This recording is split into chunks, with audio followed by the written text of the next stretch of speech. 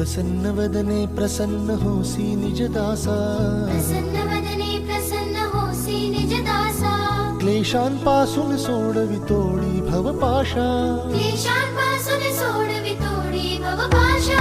अंबे तुझ वाचून कोण पूर्वी आशा, नरहरी तल्लीन झाला पद पंकज लेशा.